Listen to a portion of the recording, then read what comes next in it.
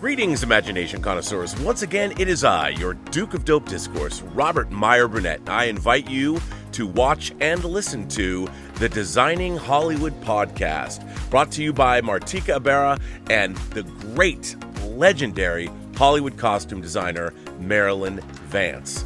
I am afforded the wonderful opportunity of co-hosting the show. If you are interested in the magic of Hollywood, the design of Hollywood, the clothes of Hollywood, watch the Designing Hollywood podcast, available wherever you get your podcasts from, or find the video version on the John Campea YouTube channel. That's right, the Designing Hollywood podcast. Why would you ever want to miss it? Especially if you love the movies. Robservations with Robert Meyer Burnett. I've heard it said before, like, it was a very smart man named Robert Meyer Burnett who said the currency of our current age is authenticity. And it's so true.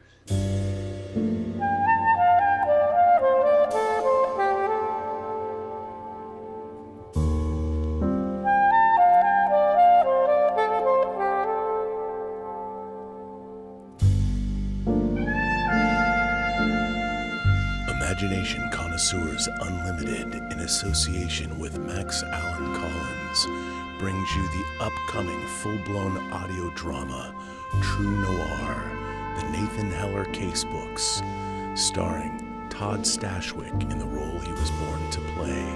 Once a Chicago PD officer, now turned private eye to the stars, Nathan Heller gets embroiled in all kinds of shenanigans in 1930s Chicago. Audio drama coming soon to a Kickstarter campaign near you. Greetings, imagination connoisseurs. Once again, it is I, your Duke of Dope Discourse, your master of fun and wonder, your viceroy of verisimilitude, your sommelier of sci-fi and cinema, your evangelist of the imagination. And, of course, your existential Mr. Rogers. What that means, who knows? That's right, it's me, Robert Meyer Burnett, and I'm, of course, once again, Robcasting at you. You imagination connoisseurs, you members of this, the Post-Geek Singularity community. This is Robservations, episode number 934. You know, lately I've been doing some shows that have elicited quite the response from you, the audience. And sometimes I get so many letters, I want to catch up. You know, I haven't done one of these in a while. I haven't done an all letters show. Want to hear from you? There's some spicy letters, some interesting letters, all kinds of letters. But I wanted to begin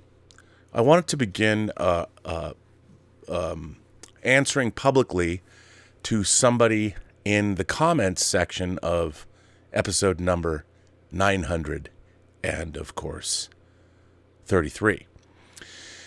And that was Jason 666 King throughout this nugget and said, my challenge to you on the transgender still stands, Rob. Get back to me if you really encourage dialogue. Well, first of all, I don't know what he meant by that. I don't know what the transgender is as defined by him. So I asked. Now, as many of you know, I throw out the option to come on and debate the issues of the day. But here's the thing.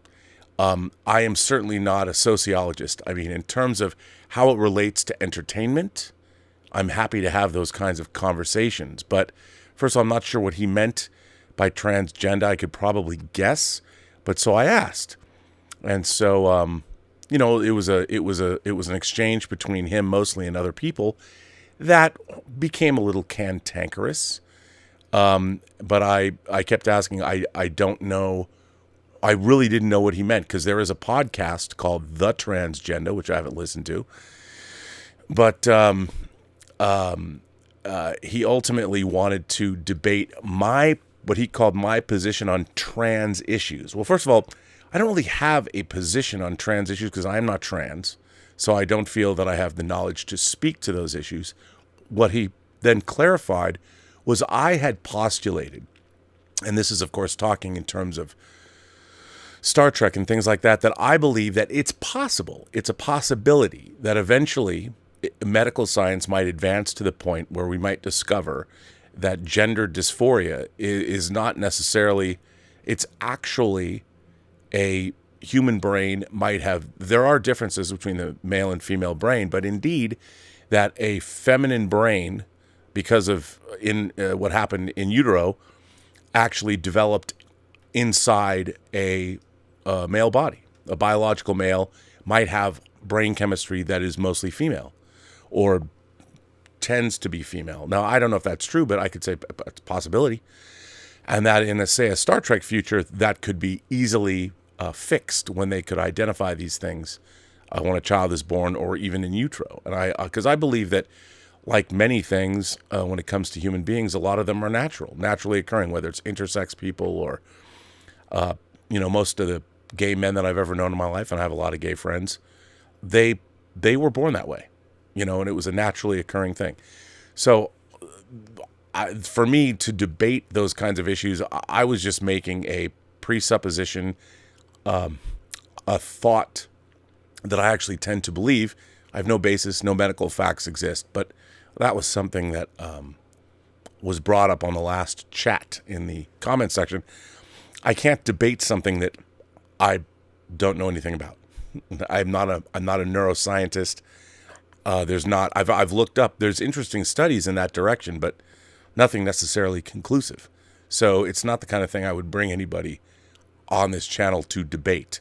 So when I'm called out about my willingness to debate these issues, you can't willingly debate something that is not true or real yet. I mean, and I when people ask me something like that, I'm like, look, here's what I feel about the world around us, and I think it's something worth remembering. We don't even see in the entire light spectrum. We don't see in the infrared, and there's a lot of light that animals can perceive that we can't. What if there were beings that existed right in front of our faces, but we couldn't see them because of the light spectrum that they exist in? Now, can I prove that's real? No. Would I want to debate something like that? No.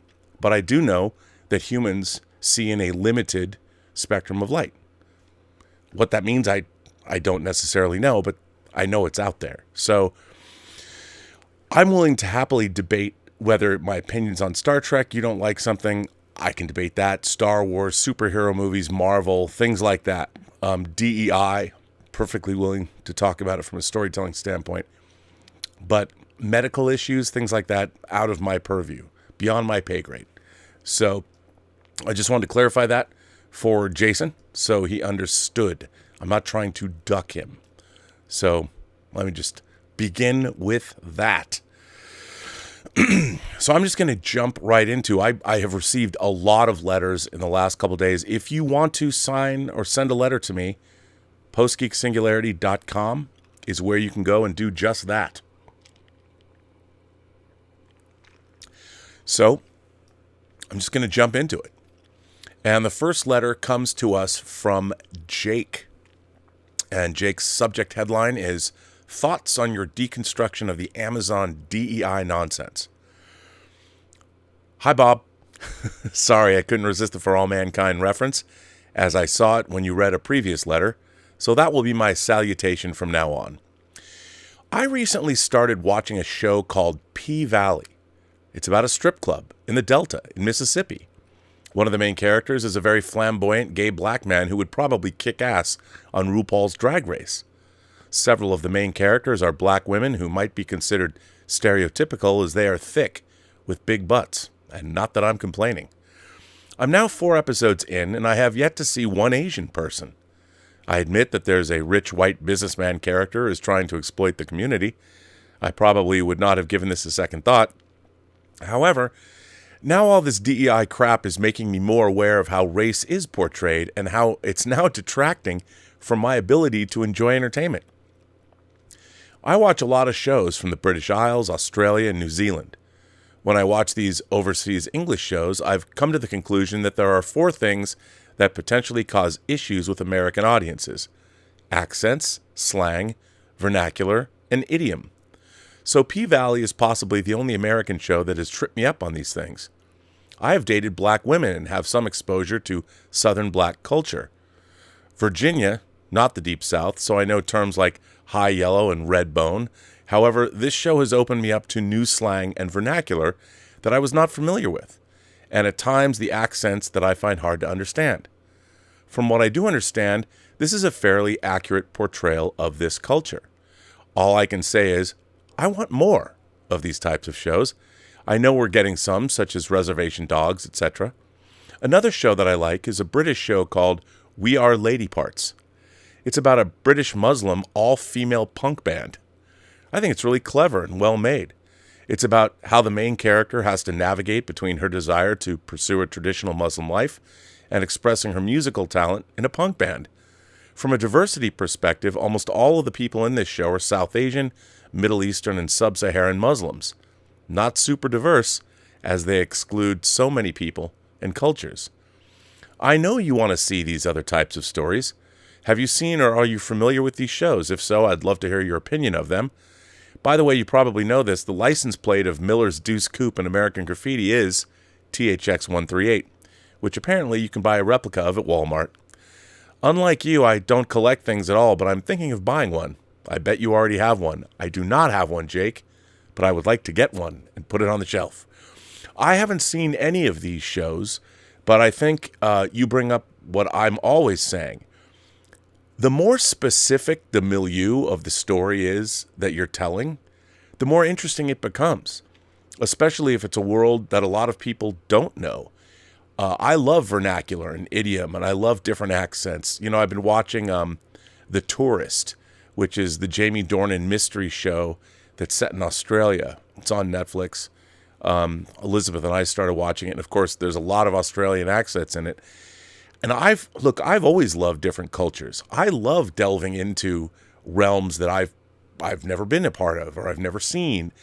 And I think that the specificity of all different cultures is what's interesting.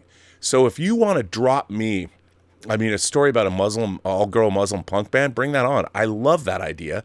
I definitely will go seek that out. I'm curious, is the musical component good? Because that interests me too. And I think the more specific we can make stories, the better off we are. And I'll watch stories about any shape, size, color, creed, sexuality, religious affiliation, political party. It doesn't matter to me. Give me a story that's specific, and I'll watch anything. And this idea, the thing that really worried me about the diversity, equity, and inclusion, you can already see it, by the way, in commercials. Commercials, they're always giving you multi-ethnic families, and that's fine, but it's beginning to be the norm, so it feels slightly inauthentic. You know, and I've often said, like, with science fiction shows like The Expanse, and some people have taken me to task because it doesn't go the way they perhaps want, but what I loved about The Expanse is that everybody in space, hundreds of years from now, is kind of, you can tell they come from different ethnic backgrounds, which I thought was perfectly normal. Because as we travel around the globe more, you know, you think about the fact that Americans, 65% of us don't even have passports. I mean, I find that shocking. Because let me just say, one of the great joys in life, especially when you're in your 20s and 30s, is traveling to different countries and meeting women that you wouldn't normally meet. And I'll just leave it at that. And I don't understand why there's not a lot more of that going on. And I think there will be in the future, especially when it becomes easier to travel. But I think this is a great letter. And first of all, I love the fact that you brought up shows that I don't know, I haven't seen. And I don't know why I don't know We Are Lady Parts or P-Valley, but they sound right up my alley. P-Valley is right up my alley, whichever alley that may be. I don't know, but it sounds good to me. Maybe I should turn that into put some beats behind that. But it's, that to me is what makes entertainment great. I mean, the subcultures, people's subcultures. And when I say subcultures, you can have a different neighborhood 10 miles from where you live could have a whole different subculture. And as long as that, like, This Fool? I mean, the more you get specific about various cultures and people, I think the more interesting stories become because their milieu, their world becomes incredibly fascinating. And that, to me, I don't need stories. I don't want a rainbow coalition in every story that I watch. If you want to tell me a story about a strip club in the Delta of Mississippi and it's predominantly thick black women, I'll watch that way before I'll watch some Rainbow Coalition show that is supposed to appeal to everybody. Because I would much rather watch a show that is specific about a part of life or people that I don't know and I'd love to learn about. And I think, to me, that's the best kind of entertainment. So, Jake, I am right there with you, sir, and I want to thank you for writing in. This next letter comes from Rich Rankin. Rich Rankin, and his subject heading is DEI Stifles Creativity. Hi, Rob. I've been a fan of yours for years, but your latest video about Amazon's DEI policies has prompted me to write in. I just turned 70 in January, and our culture's path in recent years has really saddened me. I'm a former comic book artist turned YouTuber. I grew up on classic TV shows like The Twilight Zone, Outer Limits, and Star Trek. Same as me. I never imagined the day when our shows would have a committee write them with a clear directive, which would seem to completely stifle an artist's creativity. I've worked directly with great creators like Bill Willingham, Matt Wagner, and Neil Volks, and I can't imagine someone telling them how they should write their stories and what types of characters they needed to include. Bill Willingham created the Elementals, and of course Matt Wagner, Grendel, Mage, the Hero Discovered. Matt Wagner did a Grendel Batman and Grendel Prime Batman story. I'm a huge Matt Wagner fan. As a matter of fact, Matt Wagner drew a unused graphic novel cover for my comic book Living in Infamy that I self-published that was created by Ben Rabb and Derek Hughes. And maybe one day soon, we might get it out. What is happening in the entertainment industry today would horrify showrunners like Rod Serling, Gene Roddenberry, and Joseph Stefano. More than that, they wouldn't be able to make the same shows today, as their scripts would probably be seen as harmful to too many groups of people. Even in the past 2 decades, we have had a veritable renaissance of great original shows on cable TV.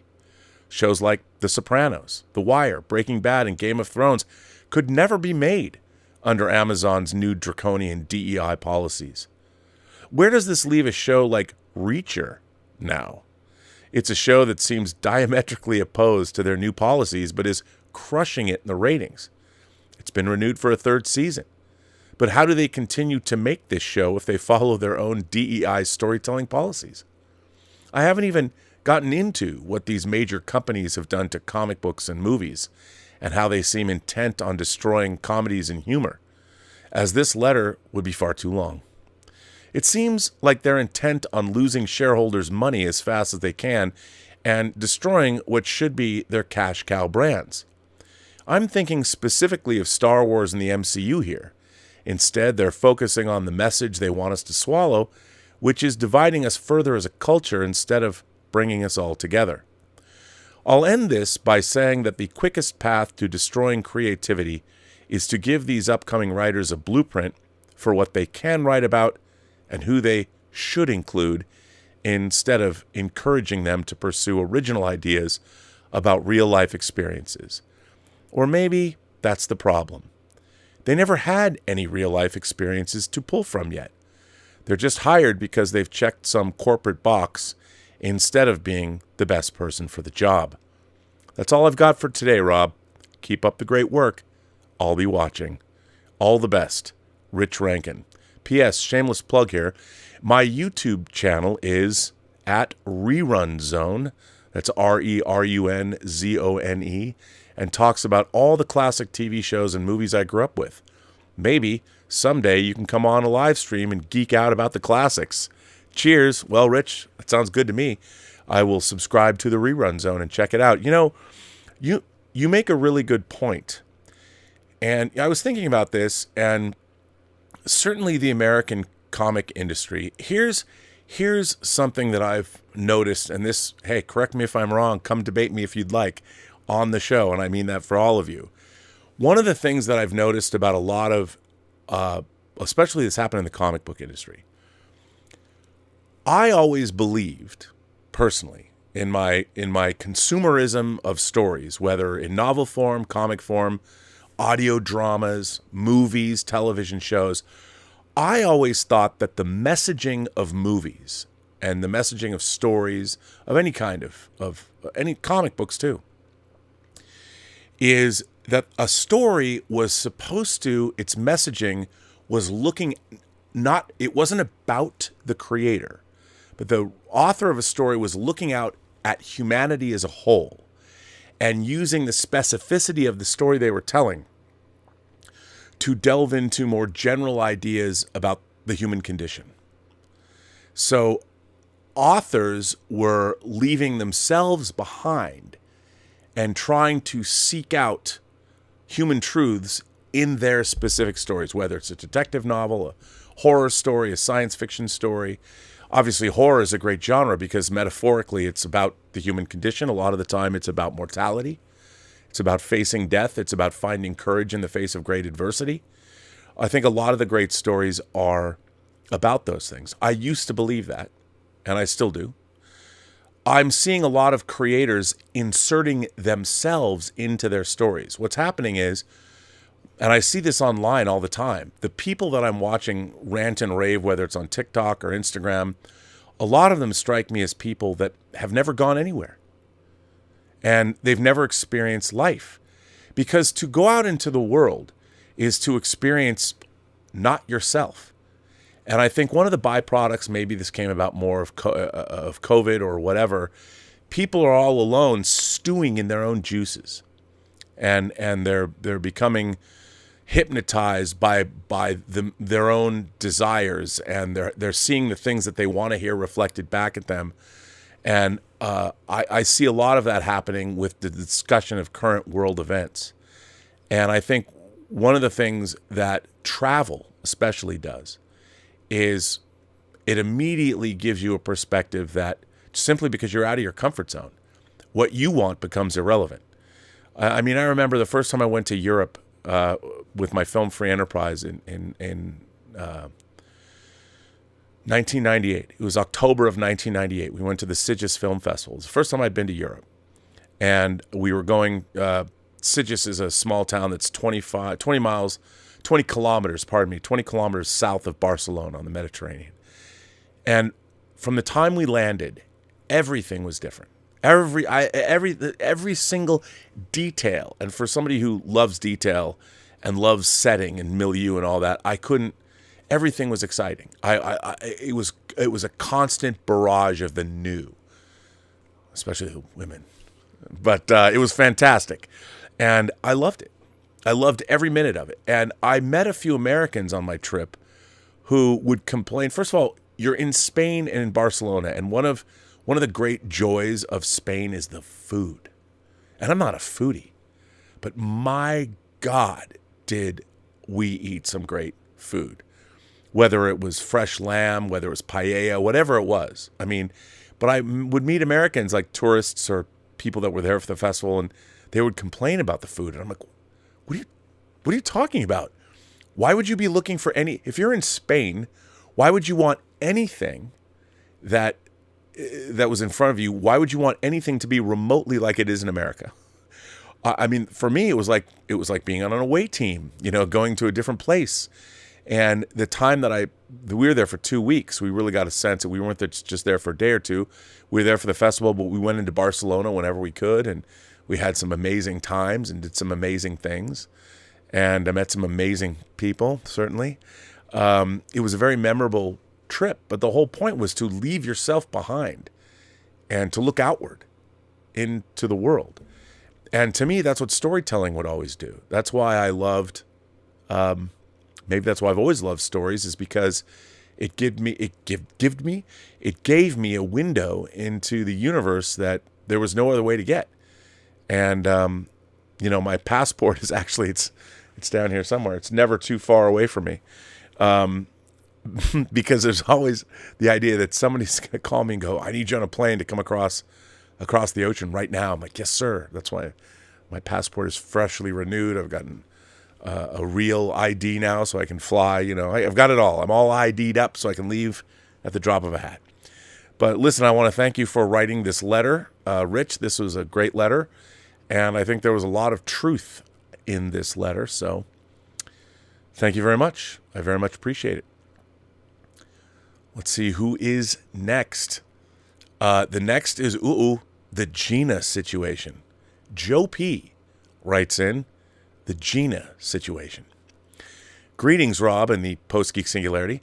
I've followed you since your comic book shopping days with John Schnepp. Despite leaning left, your integrity, genuine perspective, empathy, common sense, and good heart have always made me respect and enjoy the opinions you share. Well, thank you. I appreciate that. I value your perspective and would appreciate your thoughts on the Gina Carano lawsuit. It's disheartening to see discussions leading to division, particularly among movie pundits I've followed for years, dismissing it and calling Gina a bigoted and no-talent hack. In my opinion, Gina's most controversial social media post addressed the pitfalls of tribalism and emphasized the importance of empathy before condemnation. I agree with that. It's unsettling to see public figures like Pedro Pascal and Mark Hamill label those with opposing views as racists and Nazis without consequences. The casual use of such historically weighty terms in political disagreements diminishes their impact and fails to honor the gravity of the painful history they represent. I'm worried that since Trump's candidacy 8 years ago, the casual use of Nazi to describe him and his supporters has lessened the word's gravity, undermining its true evil connotations and doing a disservice to the memory of the 6 million Jews who suffered unimaginable horrors. When influential figures in the media, such as Monty Python legend John Cleese, express a preference for Hitler over Trump, and individuals like Jane Fonda, Green Day's Billy Joe Armstrong, and others label Trump and his supporters as Hitler and Nazis, it raises immense concerns. Can we not acknowledge that this troubling mindset and misuse of language constitute the underlying factors behind the university president's reluctance to condemn the advocacy for Jewish genocide? Although through silence, students pursuing Jewish peers into a library as they fear for their lives further emphasizes the gravity of the issue.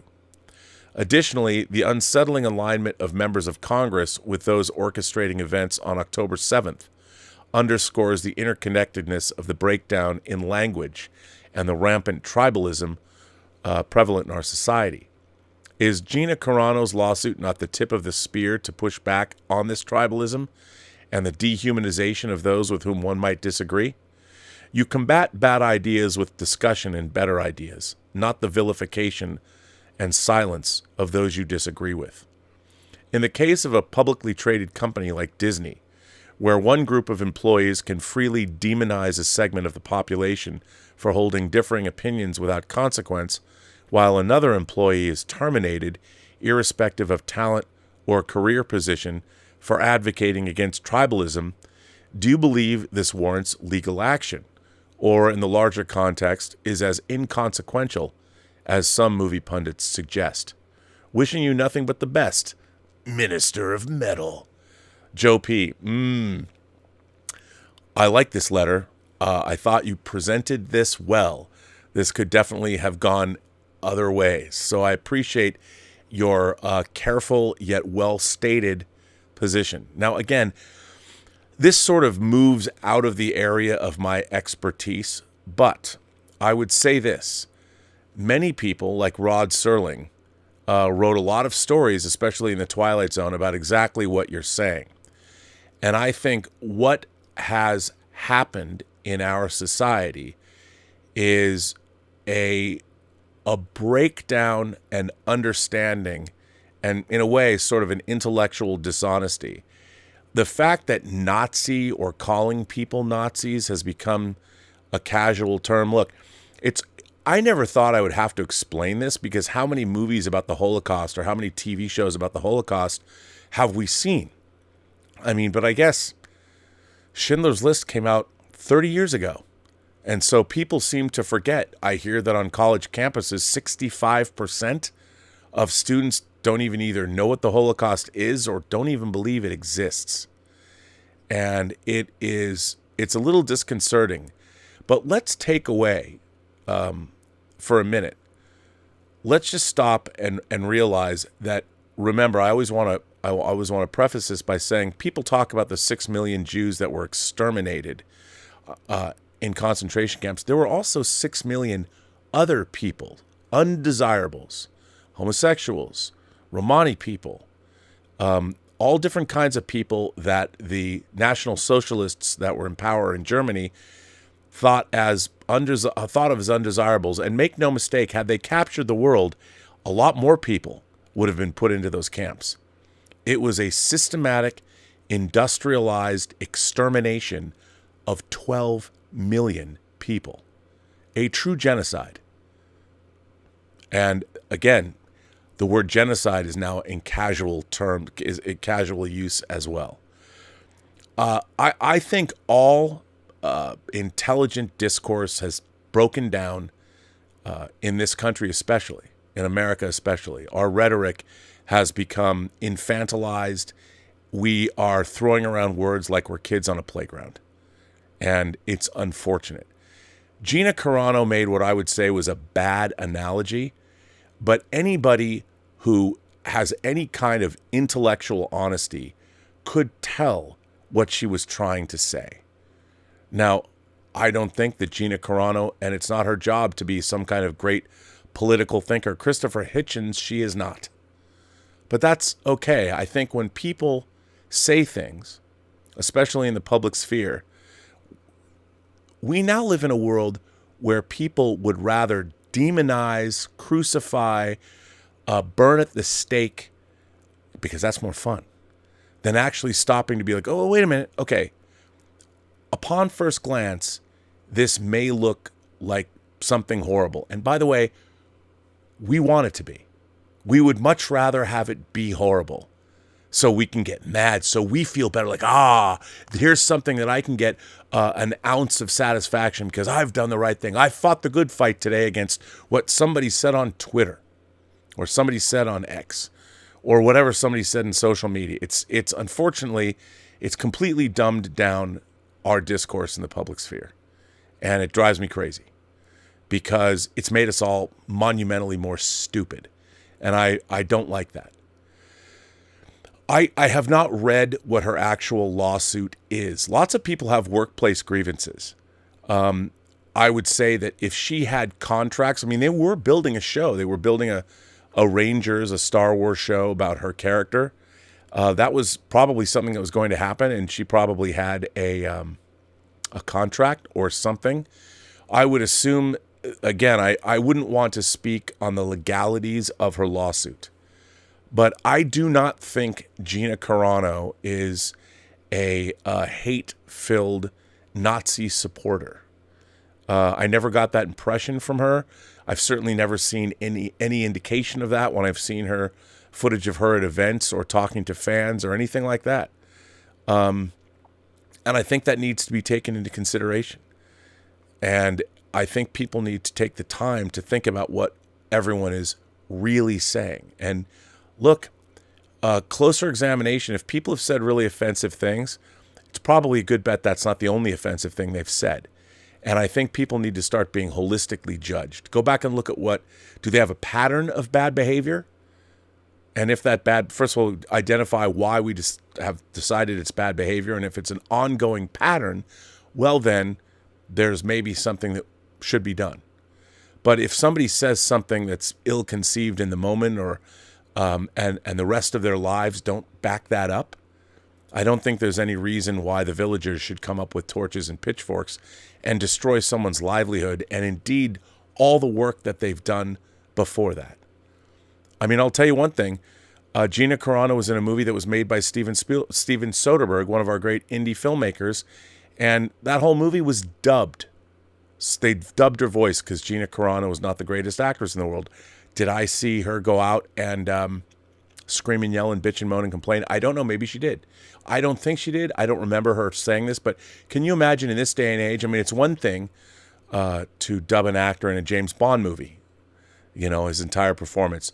But Gina Carano having her whole voice, her whole, I mean, she's very physical and she looked great in Haywire, by the way, the movie. You can go watch her fight Michael Fassbender, and it's pretty great in a hotel room. She didn't complain. She had my utmost respect for that. She looked great in the movie, but she didn't complain about being dubbed. I'm sure she didn't want to be dubbed, but maybe she understood it. And I think that our civilization needs to be able to stop for a minute and take a breather.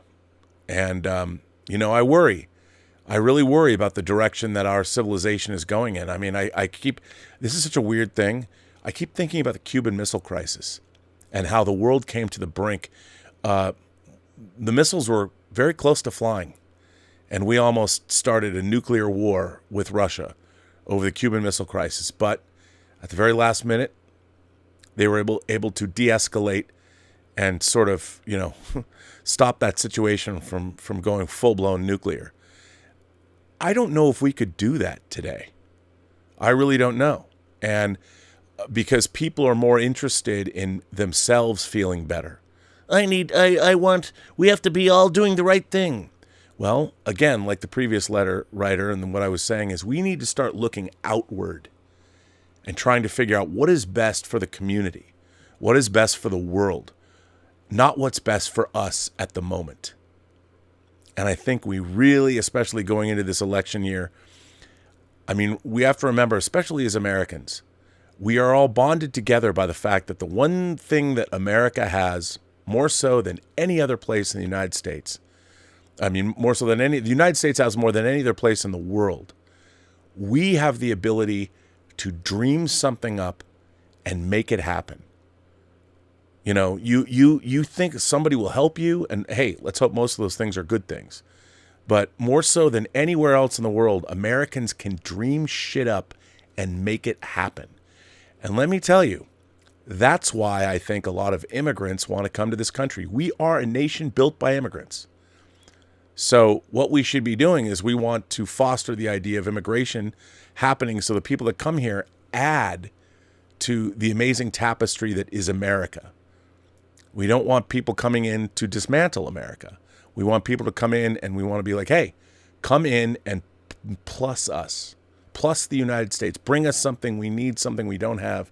Work hard and add to the tapestry that makes this country still the place on this planet that people want to come to. And I think we need to all take a breather and, when start throwing around the word Nazis and genocide, and remember who you're talking about and what happened to them before. I get into a lot of arguments about, we know who we're talking about here. I'll say it, my support of Israel and Israel's right to exist. And it's been a hard road the last 4 months, but I've tried to keep the rhetoric down and have conversations and listen to people's points of view. I just wish people would read a little bit more history. That's why I think we all need to take a breather, and before you decide to pillory somebody, it's perhaps best that you not throw around words like Nazi without understanding what that really means. The Nazis were real. They used industrial extermination, and they not only killed 12 million people it was almost like they were factory farming, but instead of farming, they factory murdered 12 million people. And how many Russians died? 20 million? Of course, they had to deal with Stalin, but, a lot of people died. And to call somebody a Nazi, not so good. I don't think it's ever a good thing. So, and the rhetoric, I wish people would tell us more about their ideas, and rather than demonizing one another. I think we need a lot more of that. This letter is cut from the same cloth, from Joe Lemieux, like Yvette Lemieux, Joe Lemieux. Cut from the same cloth. Hello, Robert. I feel you and I are cut from the same cloth. I saw Star Wars at age 10 back in 1977. Well, we're the same age, and haven't been the same since. I'd like to think in the same way as Ray Harryhausen when he saw King Kong back in 1933. I'm currently 56, going on age 13, at least in my imagination. When I was 13, it was in 1982, probably the best year in genre films. Seeing Star Wars back at age 10 made me want to make movies for the rest of my life.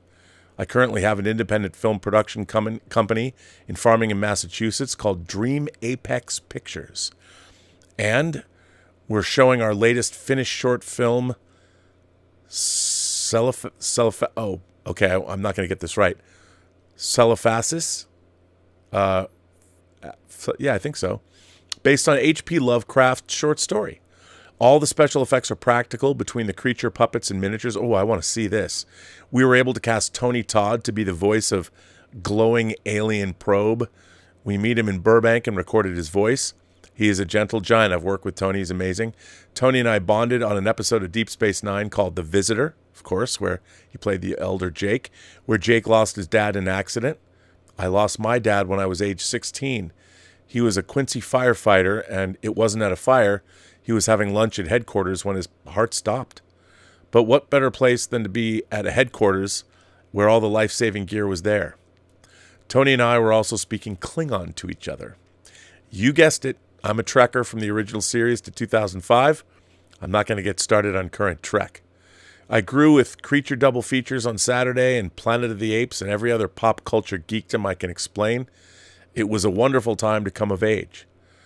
I have several projects in pre-production, a short Western called Beyond Our Guns, and a short of The Time Machine Meets War of the Worlds.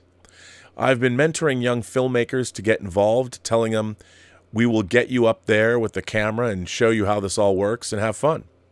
I hope to hear from you.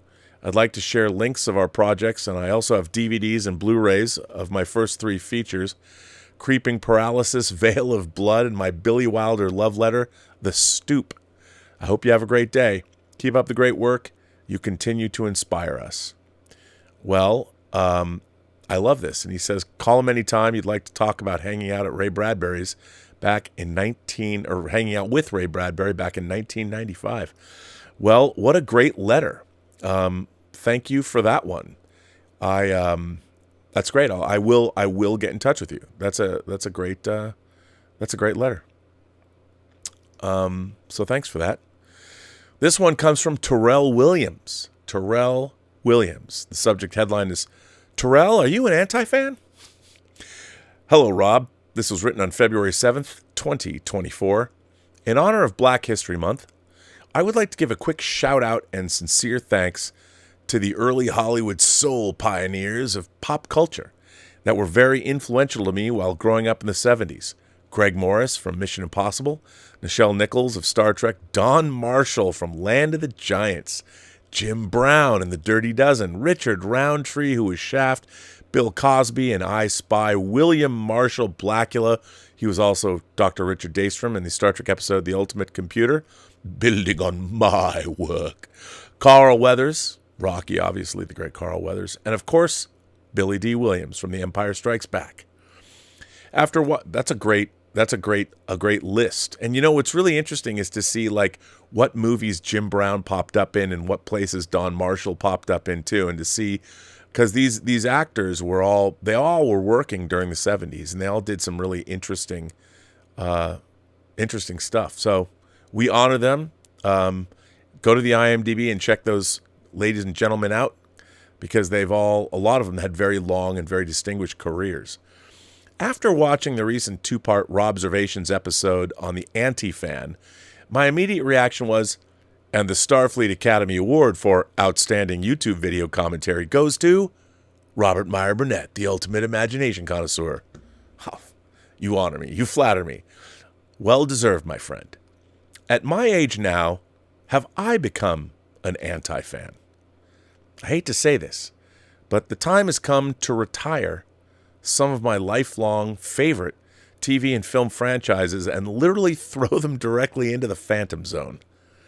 Current Star Trek is terribly disappointing. The theme, the tone, the heart of what makes Trek great is visibly lost. Gene Roddenberry and Dorothy Fontana must be rolling in their graves. New Star Wars lacks imagination and the magic. Our beloved R2-D2 left under a tarp until the very end. Original cast members and actors were not in a single scene together. Unforgivable. Hey, 007, after you turn in your license to kill in Walther PPK, please marry Miss Moneypenny, move to Jamaica, and live happily ever after. I hated the last 2 James Bond movies. Me too. And I'm a lifelong Bond fan. How did they ever get approved by the Broccoli family? And finally, the reimagining of Planet of the Apes. Uh-oh. Sigh, my head hurts. CGI chimpanzees on horseback looks silly. I would rather watch brilliant actors and actresses in that gorgeous prosthetic ape makeup via 1968. Makeup artist John Chambers was a genius, and wear the classic characters like Dr. Zaius, Cornelius, Dr. Zira, and General Ursus with the cool-looking battle helmets. I just can't watch these disastrous, recycled incarnations anymore. Nope. Okay, Terrell, I was with you until I have to say, again, one of my favorite my two first favorite franchises, actually three. Well, it wasn't Star Trek wasn't a franchise yet. It was just a TV show. But James Bond and Planet of the Apes were. James Bond already existed when I was born. Planet of the Apes was already in progress when I was born. But they were my two favorite franchises. And I did not like Tim Burton's remake. So when they were coming out with Rise of the Planet of the Apes, I'm like, I bet this isn't going to be good. And I surprisingly liked it. You know, Andy Serkis's work, and I thought that the apes, the photorealistic CG apes, and the way the apes were characterized. Because remember, we did see real chimpanzees in the original Apes movies. I know we had the John Chambers makeup, and no one loves it more than I do. But for modern audiences, I think they needed. I mean, even Rick Baker's makeup creations in Tim Burton's remake were less John Chambers and more sort of real apes. And I think they had to go that direction. And I think my first favorite is still Rise, but I do think Dawn and War are respectable. War was a little disappointing, but I got to tell you, I think that Kingdom of the Planet of the Apes trailer and the fact that they went for Rise of the Planet of the Apes, Dawn of the Planet of the Apes, War for the Planet of the Apes. I mean, I know we had Battle, but War was good, and Kingdom of the Planet of the Apes, and seeing what's happening. Because remember, Cornelius and Zira and Dr. Zaius we're thousands of years away from them in ape time in those movies. So I like the new movies. So I'm just going to say, I'm not saying you have to like them, but I think they're respectable. They're at least respectable. I would like to become a fan again before I turn 100. So this is what Hollywood needs to do. Think outside the box and hire smart, talented people with creative minds who know what they're doing. Next, show me something I haven't seen. Challenge my already brilliant and unlimited imagination. Make cinema franchises fun again. I dare you. Is that too much to ask? And I sure hope Deadpool 3 Logan's Run is good. Laugh out loud. Thanks for reading my letter once again, and stay motivated. Terrell Williams, a.k.a. the Anti-Fan. Hey, look, I'm right there with you, but you know, I honestly, I can't help but think that some of these franchises' days are over. There's no shame in that. I mean, we've been getting James Bond movies since 1962. There's 25 official Bond films and a few unofficial ones, like Never Say Never Again. There's the Casino Royale spoof. There's the original American TV version from the late 50s with Barry Nelson as Jimmy Bond, and that was also Casino Royale. You know,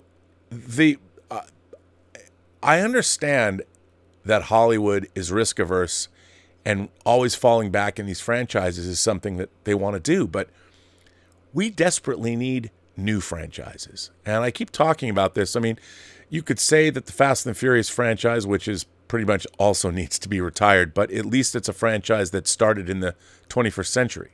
John Wick, to me, there's not a whole lot to do with John Wick, but we've got 4 films of the John Wick series. We've got a spin-off, Ballerina, that we've yet to see. And then, of course, we have the Continental TV series. So you're going to have 5 movies and a TV spin-off. That's a pretty respectable franchise. There's 5 Indiana Jones movies over a lot longer period of time. I think what Hollywood needs to do is find new franchises and do what they did with original, like John Wick. Use John Wick as a model. Start a new franchise and don't spend $200 million. The problem is the business of Hollywood, especially at the studio level, has gotten to a place where they have to spend the money that they're expected to make for their corporate minders they're expecting billions and billions of dollars in revenue every year. And if they were to contract and start putting out movies that cost 25 million or 30 million, but there's no way that a $30 million movie, I mean, Joker was 60, people always throw out Joker. Well, Rob, Joker was a $65 million spend and it made $1 billion. Well, again, it's Joker, which is a Batman spinoff. It was not a new franchise, and that was a fucking fluke. If studios could make every movie for $65 million and make $1 billion, they would. The problem is, I don't think that there's anybody at any of the studios now that has the ability to recognize whether a franchise could be good or not. There's a few producers out in the world, I think, that are. And people talk about very astute studio executives, but they can't operate anyway because there's no maverick studio executive that's going to be like, we're going to make this movie. This is going to be a franchise. I mean, I guess someone recognized John Wick, but I don't even know, like, is there a Lorenzo de Bonaventura who might recognize the greatness of the Wachowskis' Matrix idea? I don't know. But I think Hollywood, as a business that wants to continue on, they should make a priority to find new franchises. But I also think that, are there even any visionaries that want to work in Hollywood that would bring them new franchises? I don't know. It's tough. But Terrell, it's an interesting question to ponder. And I wonder what you guys think. So tell me what you think in the comments below. Irene Jobson. Happy birthday, Rob. And Joey Johnson says, happy birthday, Rob. Why do people think it's my birthday? My birthday, for the record, is May 15th. Is this a joke that I'm not in on? May 15th is my birthday. So, but thanks for the wishes. I mean, I certainly appreciate it. By the way, Joey Johnson, that was Joey Johnson's 20th super chat on a live stream. So thank you, Joey. I appreciate that. But yes, so my birthday is May 15th. Just to be clear, everybody. But if you want to send me super chats or tips, tip link is right there in the description. You know how to do super chats. If you would like to do that and say happy birthday to me, I am not going to say no. I'll just point you to my actual birthday, and we can celebrate then twice.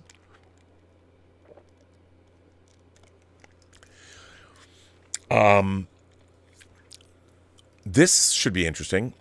This comes from Weston. And Weston writes in, some Trek trappings from a life in the video game industry. Greetings from Portland, Oregon, where my sister and her son live, and my friend Mike lives, and my friend Kelly lives. Rob, your show is an oasis of rationality. Your love for, knowledge of, and experience with my favorite franchise is indeed incredible. But your relentless quest to engage in rational, civil discourse across battle lines is just chef's kiss. Well, thank you. That's about the nicest thing anyone could say. Such a goal must rank among the most important in any healthy society, and I think it's also the core of Star Trek. As you say, we seem to park our shuttle pods in the same shuttle bay. Please allow me a quick backstory. I was a Star Trek fan from the womb, I think. I grokked Spock and Kirk from the beginning. I've also loved video games from the beginning. Both are more of an obsession, probably. So in 1995, at 19, after an aimless, failed first year at community college, my Hail Mary pass was to apply to all the video game companies I could think of. Well done, sir. Amazingly, one responded. It was Dynamics, a division of Sierra, right in my hometown of Eugene. I know a very lovely girl who lives in Eugene. Somehow, I was suddenly working on a video game adaptation of Arthur C. Clarke's Rama. Wow. I got that book, Rendezvous with Rama, the first Rama book from the Science Fiction Book Club. I was cleaning up 3D rendered shadows for $6 an hour, and I was ecstatic. It was almost my dream job. I worked there for 3 years with extraordinary people of extraordinary talent until I got a second big break. In 1999, I was hired at LucasArts. It wasn't Trek, but working in the heart of Star Wars country was another dream come true. I was a 3D artist on an Episode 1 game right after Episode 1 had dropped. It was a crazy time. But as exciting as the setting was, I wasn't moved by the games we were making, and I missed home. So I returned to Eugene. I decided to go freelance, and for the next 5 years, I worked for whoever would have me. I found work mostly on mobile games. I worked on tiny versions of franchises like Duke Nukem and Stargate. The graphics were years behind, but I loved the challenge of trying to do as much as I could within the constraints of mobile. My mercenary mobile years are behind me now, but there was one standout project that I wanted to share with you. In 2009, I was asked to build environments and characters for an official Star Trek mobile game based on the original series. It was funded and eventually canceled by CBS. But before they pulled the plug, I got to build some pretty fun stuff that I've managed to hold on to. I figure if anyone would appreciate it. Now, it's in the Dropbox. I did not download it beforehand because I'm just reading these letters now. This is just some of the stuff I built and painted myself, except one shot. Let me see if I can actually. Now, I spoke with this gentleman on our member chat, and he DJs at the former Lovecraft Club. DJs a couple. I think it's called. Is it called Club Coffin? Now, wow, he sent me some stuff here. Let me. I'm going to download some of this stuff that he did for the mobile game, and I'll play it. Wow, there's some cool shit here. Look at this. Wow.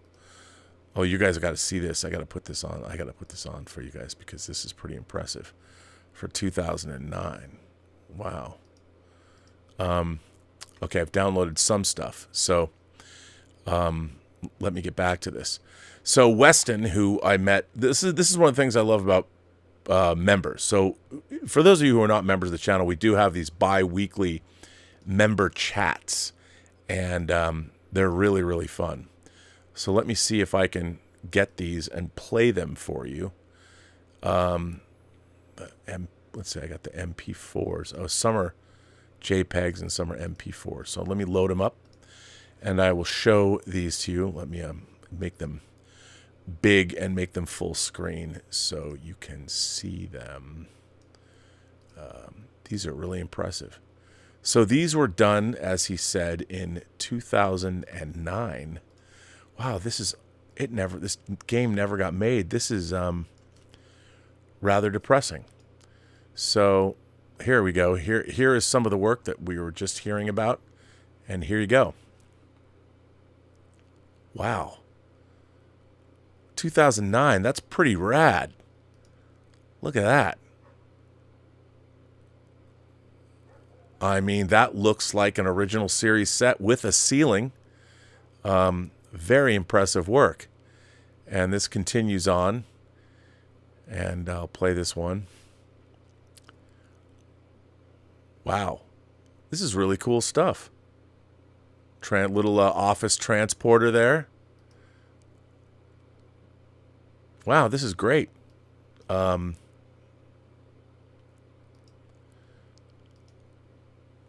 got to say, very impressive stuff. I got to download the rest of it. But Weston, thank you for that. And it was great meeting you in the member chat. And there's more stuff there that I will look at. That's very, very cool. And he says, just a couple of notes on this. This is just the stuff I built and painted myself, except one shot of the original sickbay before I went nuts on it. Please keep in mind these are 2009 mobile graphics. All those shadows were obsessively painted in. The music wasn't in-game. I wanted to spice up a couple of the fly-throughs. The character models are awful, and apologies for the resolution. Says Weston. Well, Weston, no need to apologize for those.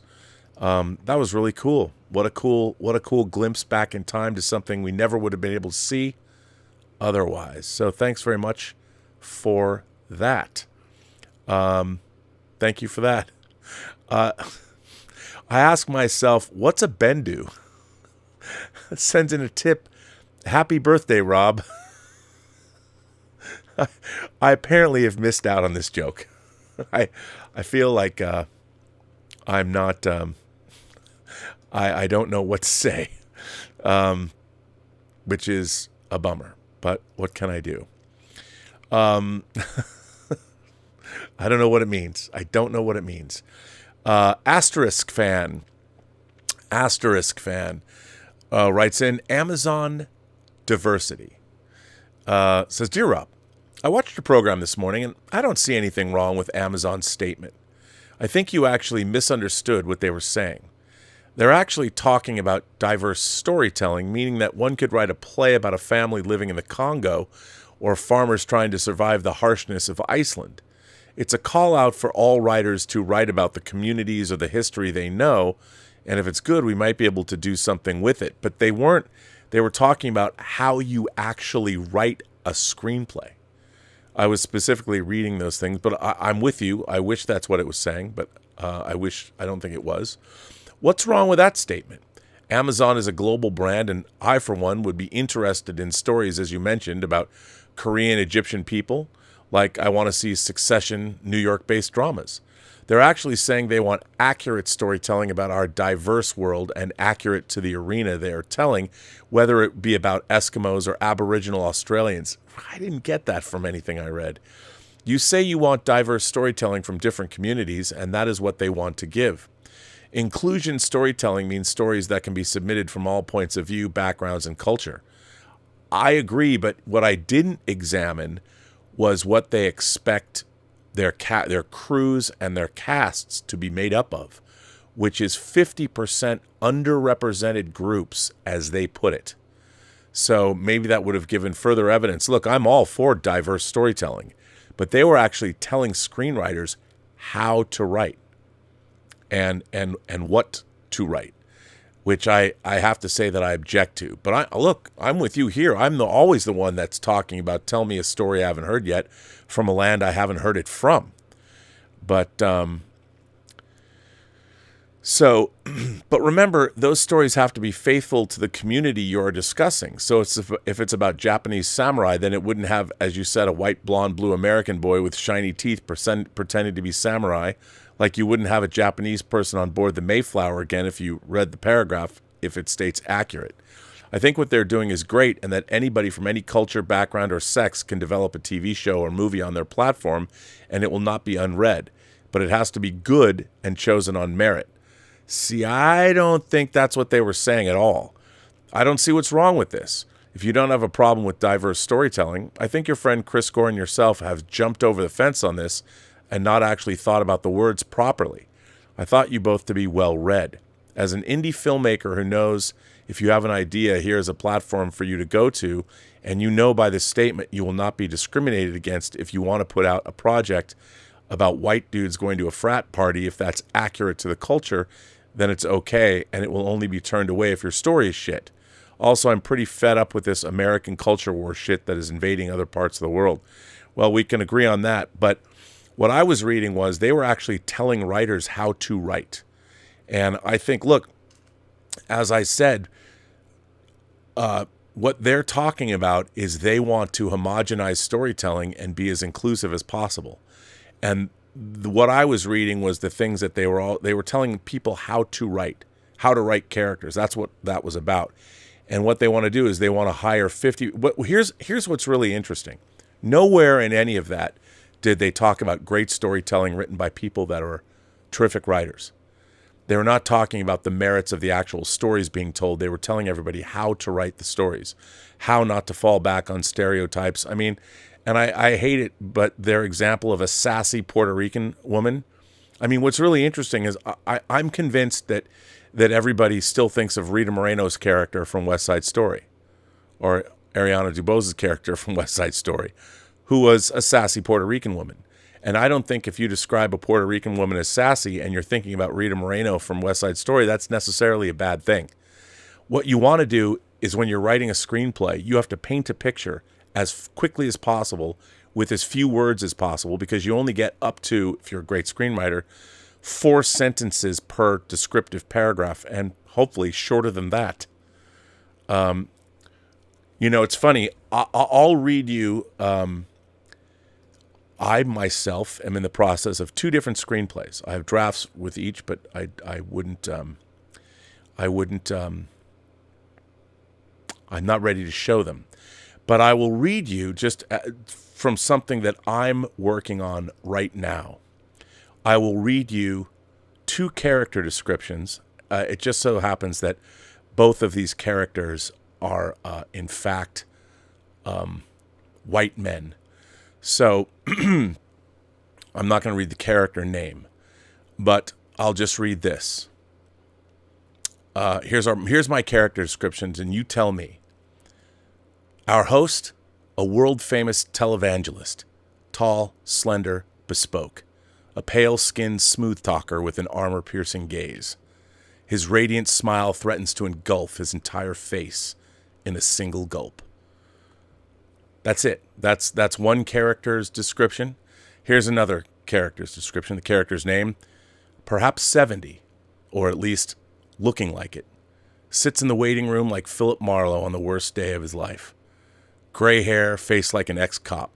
Cigarette smoke rising into the dead air. That's it. That's it. That's my descriptions from a script that I'm currently working on now. Actually, I'm revising. So there's character descriptions. You know, you want to paint a picture. You hope that in painting a picture in just a few words that you convey what the character is supposed to be about. But yeah, the American culture war shit is I think it's all come by design, starting at about 2013, 2014, if you want to look into it, and there's places to go look because it's all very well documented. We went off a cliff, and social media was the trigger that was pulled, and what it did, it flipped the script, and it made everybody looking at a young generation that's been entirely indoctrinated to be me. Look at me. If the world's now filtered through what I think it should be, and if it's not the way I think it should be, then I'm going to do something about it. Our generation, the younger generations, I'd say Gen Z for the most part, a lot of millennials too, they're no longer looking out at a world that could be, the possibilities that are out there. They're looking at the world that they want, and everything is filtered through their desires. And I think that's an inversion of storytelling. That's just me, but it's different than what we used to have. So, go figure. Let me just check in with Aaron Sleeper sends in a super chat and said, I actually met and talked to Terry Matalas, the showrunner of Picard Season 3, at a convention this summer. Even after the success of Picard Season 3, I think he knew they weren't wanting to follow it up. I think you're right. I would never want to speak for Terry, but, Terry was brought in. He was given carte blanche to do what he wanted, by the way, in a very compressed time with Picard Season 3 because no one else wanted to do it. Michelle Paradise was already doing Discovery. Akiva Goldsman really wanted to go do Strange New Worlds, and Alex Kurtzman was doing his sequel to The Man Who Fell to Earth with Chiwetel Ejiofor, which I have to admit wasn't horrible. And so Terry was able to take that opportunity and go make what he wanted to make, and I think we're all the better for it. So that's a very great idea. I'm glad that you were able to meet him and speak with him, and I want to thank you for supporting the channel in that way. We got a few Star Trek letters.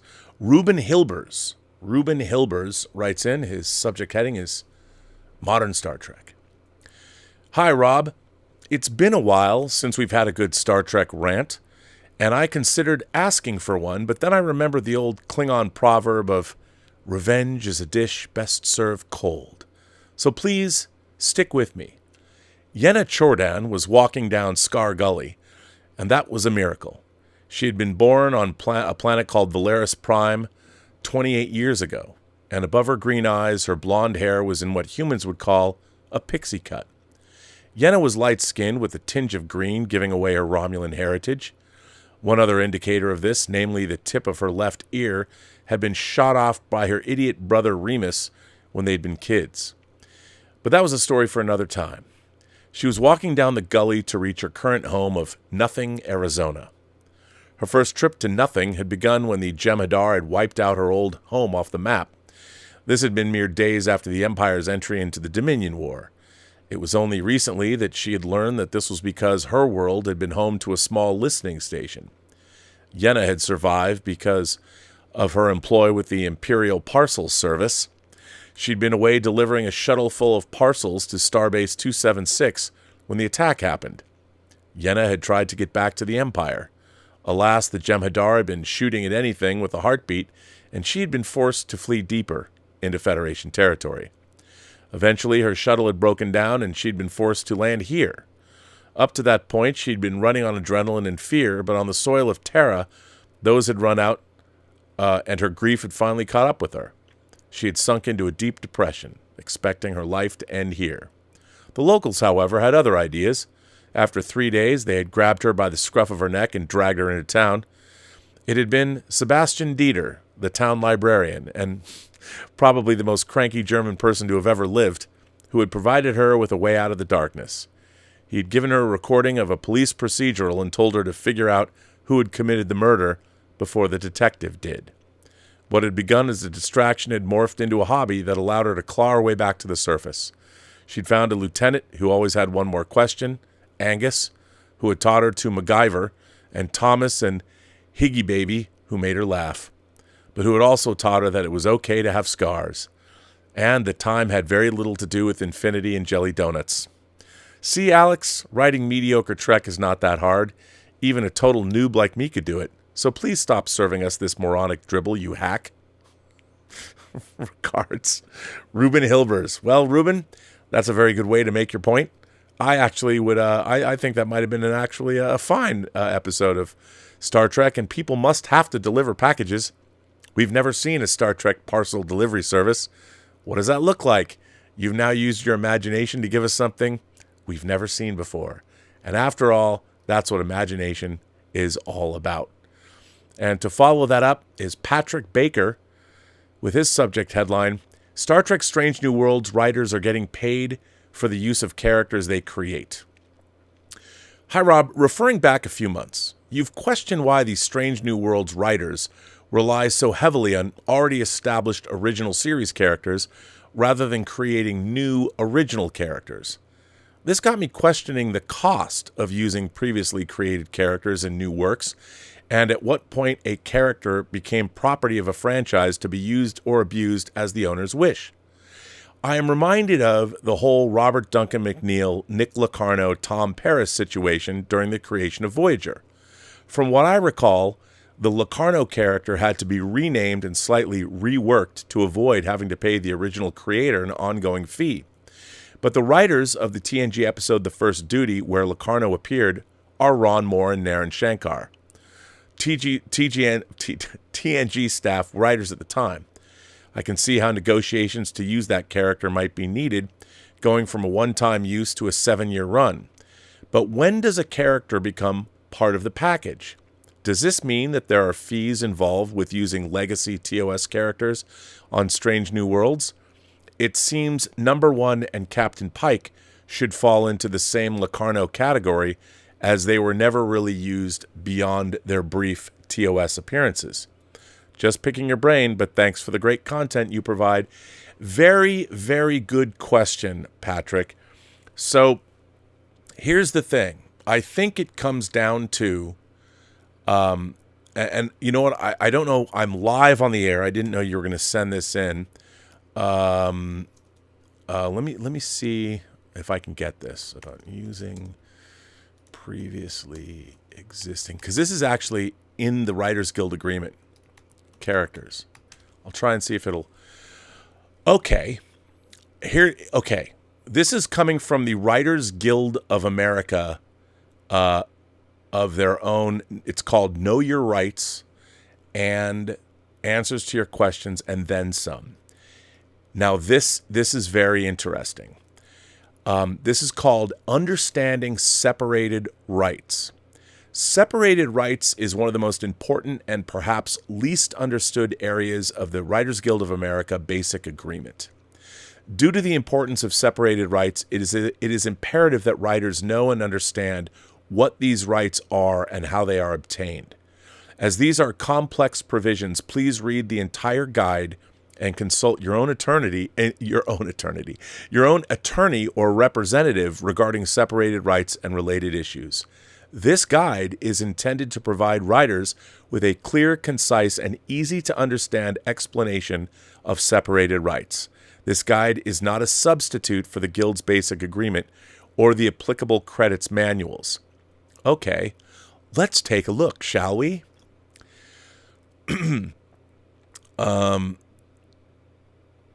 So what are separated rights? Separated rights are a group of rights that the WGA Theatrical and Television Basic Agreement provides to writers of original material. They are derived from copyright, which is a bundle of rights. The WGA negotiated for certain of the copyright rights to be separated out and conveyed instead to the writer. These are separated rights which are described below. The specific rights differ for television and for theatrical motion pictures. Let's just deal with television. Who is entitled to separated rights? On a television movie, the writer who receives story by or written by credit on the program, and in certain circumstances, television story by, is entitled to separated rights. This is determined through the regular credit determination process.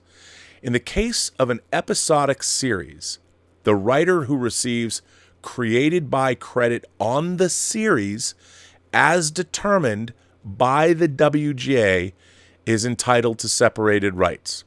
Generally, if the series or film is based on source material, a book or a play, there are no separated rights.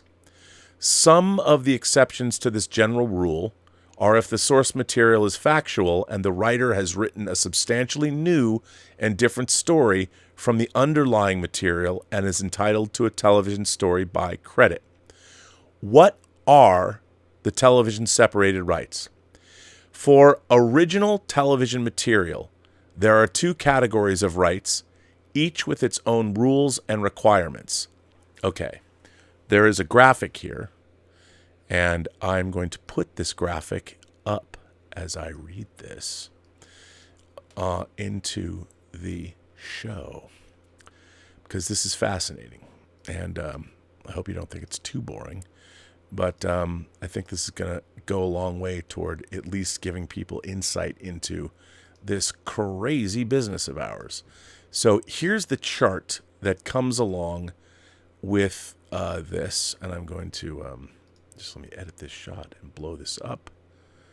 So this is figure 3 of separated rights. So you should be seeing this right now. Now let me read what this is. Television rights. Rights in the original television material. When the writer is employed to write an original story or story and teleplay or sells original material as a professional writer, the company has a specified period of time within which it has the exclusive rights to produce the material. The material may be a pilot, a movie of the week, or part of an anthology program. The company generally holds the exclusive right for a period of 4 years from the delivery of the original writer's material.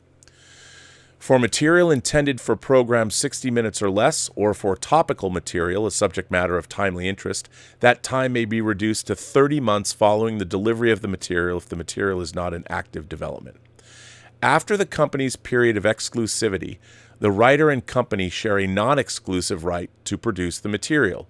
This means that both the writer and the company have the right to produce the property without further obligation to the other, although the company must still comply with the writer's contract.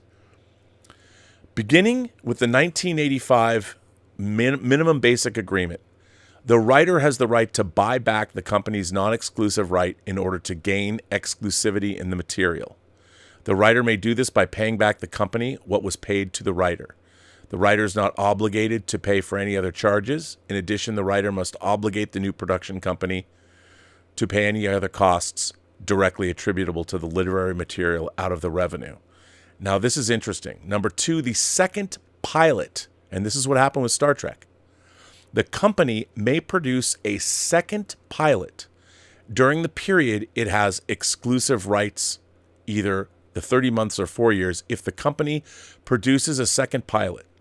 it must make a deal with the writer of the first pilot for compensation not less than that paid the writer for the first pilot, and in no event less than the current minimum. Series rights. In addition to the television rights in the original material, the company has exclusive right to produce a series based on the original material. So the company, meaning Paramount or Desilu, has exclusive right to produce a series based on the original material for the same period described above. This means that the company must have a commitment to produce and broadcast at least a short order of episodes within these time limits. So what this means here, ultimately, is if the company produces a series, the company owns that series as it was written by the writer who wrote the original pilot. So they own that series, meaning all the characters in that series too. If the company, if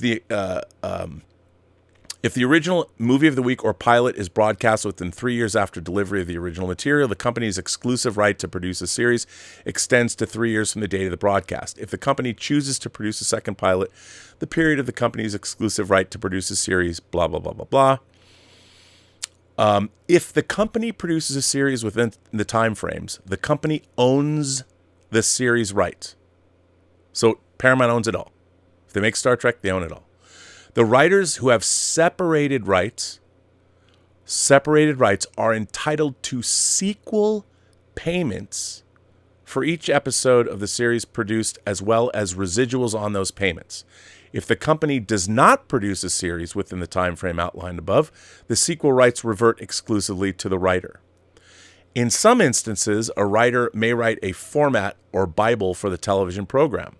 This goes on. This is actually, I didn't realize how I'm getting totally into the weeds, but I'm going to send this to you guys right now and put it in the live chat because this goes on for a very, very, very long time, which you should read. But what this will eventually tell you is to answer the question quickly. So I just put the link to this in the chat so you can get to it. So what ends up happening is, so Paramount, when they make Star Trek, they own Star Trek. They own the characters. Now what happens is merchandising, what they ended up having to make deals with the characters because the merchandising for Star Trek became so lucrative that the actors eventually had their own merchandising rights. But the characters of Kirk, Spock, McCoy, Scotty, Uhura, Nurse Chapel, anybody that appeared in the original Star Trek is owned by the company. Now, when you are writing a new character, such as Nick Locarno, who was introduced in the first duty that Robert Duncan McNeil played, and they liked him so much, they brought him back as Tom Paris, but he had the entire same backstory as Nick Locarno. If they kept his name, then Naren Shankar and Ron Moore would have had to then receive, and it's in this chart, and I didn't realize. I'm sorry, I didn't mean to go down this rabbit hole, but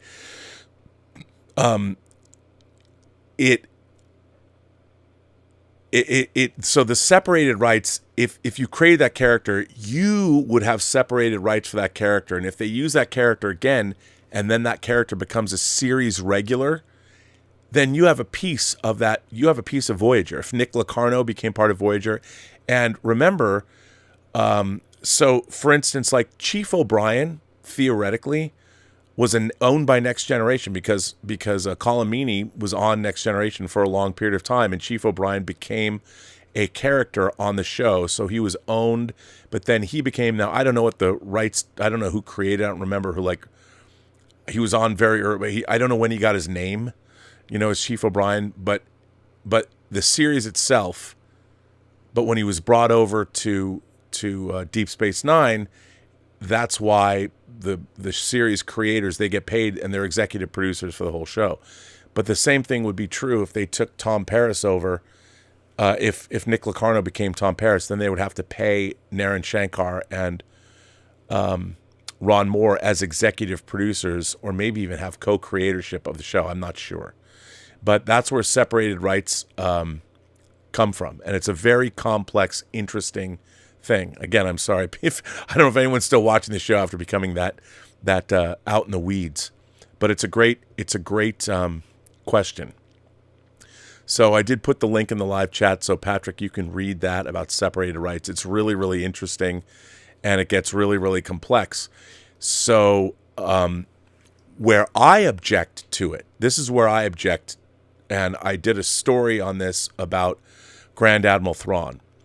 So what a lot of these companies are doing now, what Disney is doing with Star Wars, and certainly what the modern regime has done with Star Trek, which is sort of shameful, is there were writers that we've never had so much tie-in fiction that is created by people that loved whatever IP, whether it's Dark Horse Comics about Alien versus Predator, which they would have adapted that, but we know that modern Star Wars, especially the Filoni era, has drawn heavily from the comics, the novels, and things that were not originally written to be seen on screen.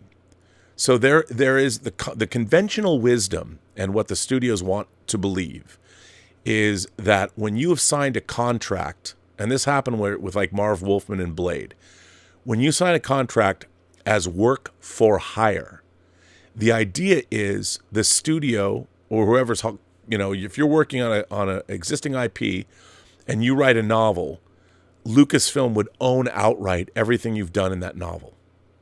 However, and this is where it gets nebulous. The studios will tell you there is no nebulousness in this, but if you are hired to write a comic book, that's the expectation.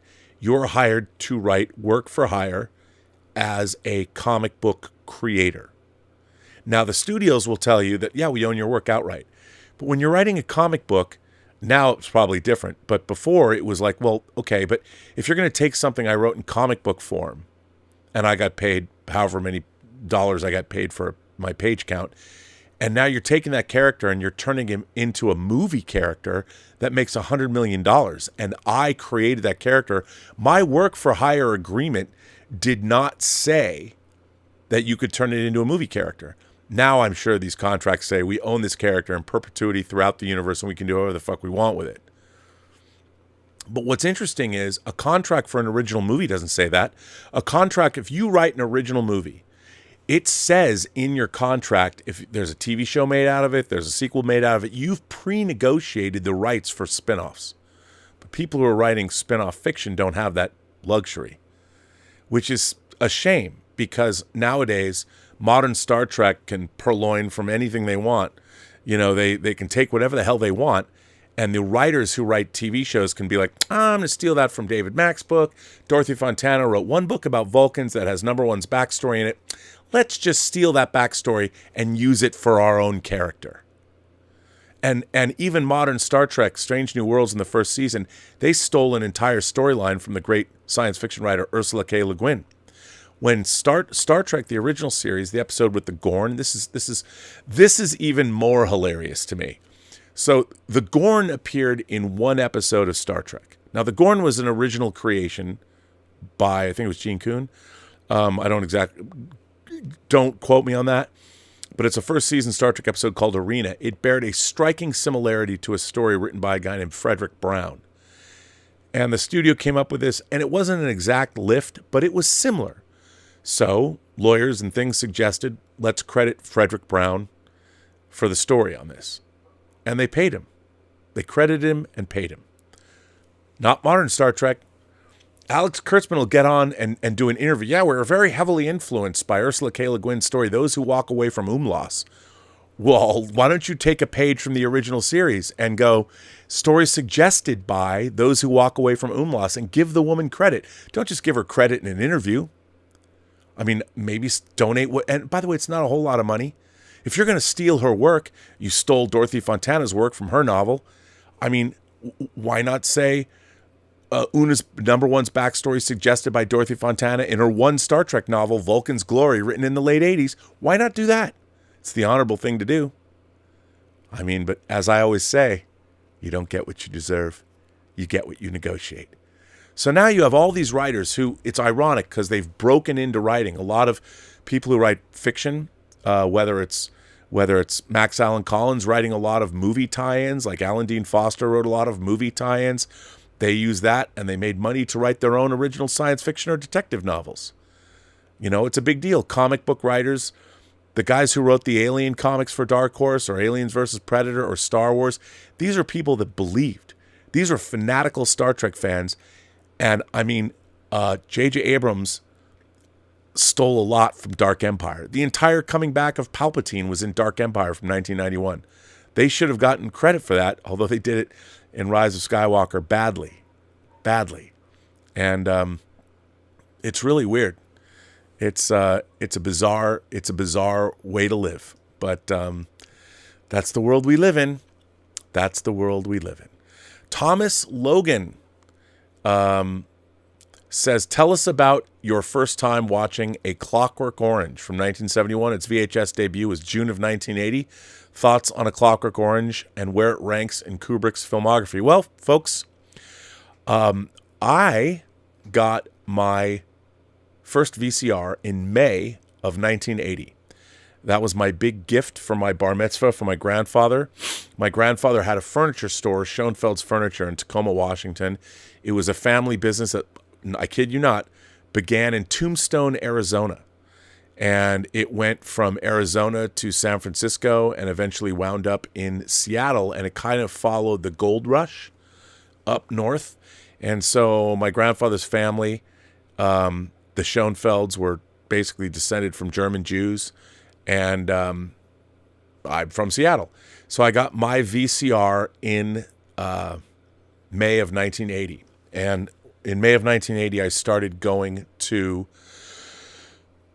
what was considered to be the second video store in the United States, which is a store called Video Space. And it was run at the time by Bud Warner and Steve Pitcher. And the man who founded it was Weston Nishimura, who later went on to found the Video Software Dealers Association of America. So that was my video store.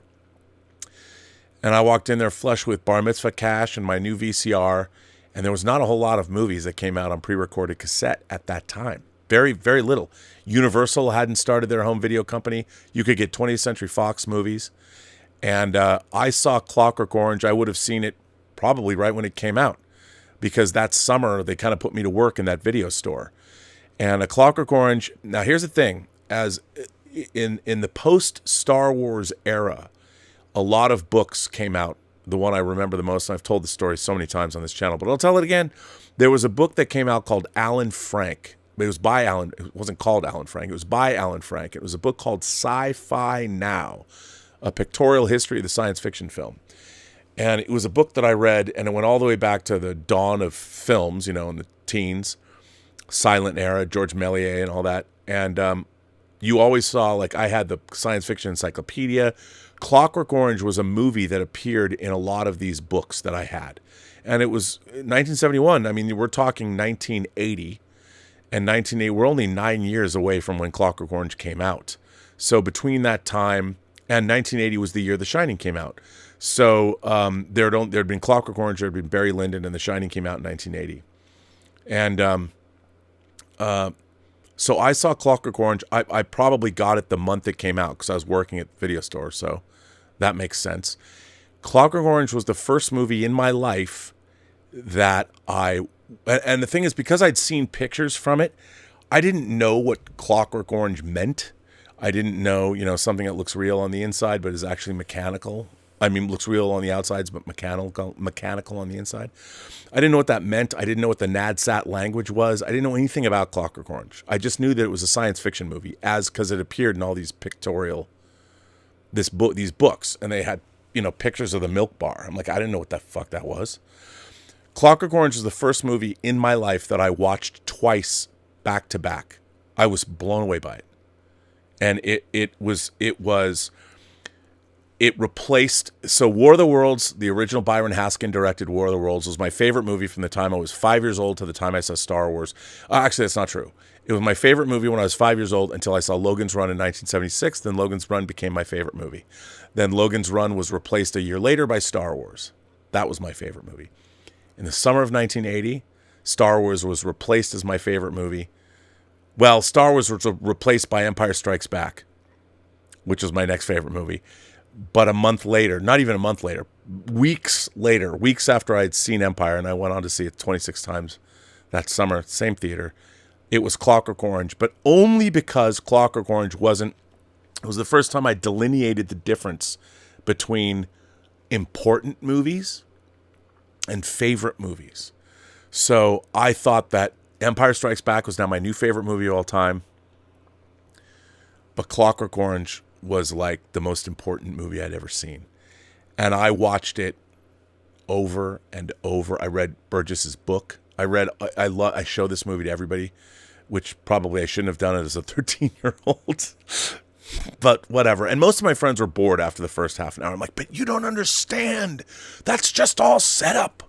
I was trying to explain to people. So Clockwork Orange was my favorite movie. As a matter of fact, you can't really see, but I only usually collect 1/6 figures, but there is right there a 1/12 6 scale Alex, and he's got his cane and his mask on, and he's holding up a glass of milk.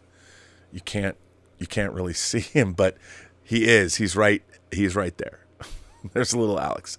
I actually have a 1-to-1 scale replica of the rocking machine, Herman Mechanic's rocking machine. Herman McKink's rocking machine from the movie. I don't know what that says about me either, but it's here. So anyway, that's a long response. But there you go, Thomas. There's my story about seeing Clockwork Orange for the first time. And in terms of where it ranks in Kubrick's filmography, it's hard because now I kind of go back and forth. Whenever I watch a Kubrick movie, and he's my favorite director, I'm like, oh no, this is my favorite Kubrick film. I rotate. My favorite Kubrick movies are The Killing, Lolita, Doctor Strangelove, 2001, Clockwork Orange, and Barry Lyndon. And they rotate. But I still love Eyes Wide Shut. I still love Full Metal Jacket, and I love The Shining, but The Shining to me is the least of Kubrick's films in terms of meaning to me. It's like his only. I think of The Shining as Kubrick's B movie. What that says about me, I don't know. Okay, Hunter Becknell says happy birthday, Rob. Dan Candy says happy birthday, Bobby. What does that mean? What am I missing? What's going on? What's happening? Like in Poltergeist, what's happening? So you guys crack me up, man. You do crack me up. So yeah. Let's see, where was I? Let me read another letter. Let's find another letter. Amazon's desire. Oh, this is from our friend Mario Lopez in Portugal, all the way from Portugal. Amazon's desire to apply DEI standards to storytelling. Hi, Robert. I loved seeing Robservations 933, and you were 5 by 5 in your analysis. These new DEI rules are really scary and crazy. Diversity and inclusion is not a new concept, and it used to be a good thing. Equity will never work because humans are not and never will be perfect. I would add to that equal. We're equal as human beings, but as people, we're all different. We all have different things we know and different things we're good at. We're all every different shape, size, color. I mean, human beings are incredibly diverse, and we should celebrate all that. The rule that I find most absurd is the one where it is said that stories and historical figures do not have to respect reality or facts. Since when? I find that scary as hell. I mean, it's amazing. Since when is it okay to rewrite history? Anne Boleyn and Cleopatra were white. Regarding the Latino topic, first of all, I'm pretty sure that most Latinos find the term Latinx offensive. Why is the letter X used, not used for another race, ethnicity, or some other country? And since I'm Portuguese, which means I'm also Latino, I must be, according to the DEI rules, considered a person of color? I don't think so, because what defines what Latinos are is not race, ethnicity, or some strange concept. What defines us is our dead language. Originally spoken in Latinum, aka Lazio, that through the expansion of the Roman Republic, it became the dominant language in the Italian peninsula and subsequently throughout the Roman Empire. There is not only Latin America, there is also Latin Europe. Americans don't know this. So to be clear, the Latin European countries are mainly France, Italy, Portugal, and Spain. It also includes some regions from other countries, such as Belgium and Switzerland. All these people are white, or Caucasian, as it is more correct to say. So maybe the Godfather film could still be made today with these new DEI rules. The idea that exists that Latinos are people of color is an incorrect concept.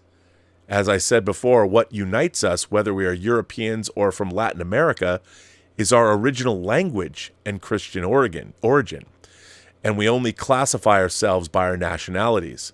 Therefore, and as I said once in Midnight Metal Show, Antonio Banderas is Spanish, meaning white, at least when it comes to the way Europeans see things.